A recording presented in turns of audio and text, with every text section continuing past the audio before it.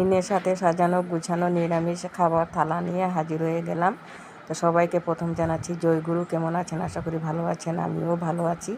তা আজকে দুপুরে নিরামিষ মেনুতে কী কী রান্না করলাম চলো তোমাদের সাথে একটু শেয়ার করছি। দেখো, প্রথমে দিলাম গরম গরম ভাত, আর প্রথম পাতে খাওয়ার জন্য দিয়ে দিলাম উচ্ছে ভাজা, আর করেছি পালং শাক আলু দিয়ে শস্য বাটা দিয়ে করলাম।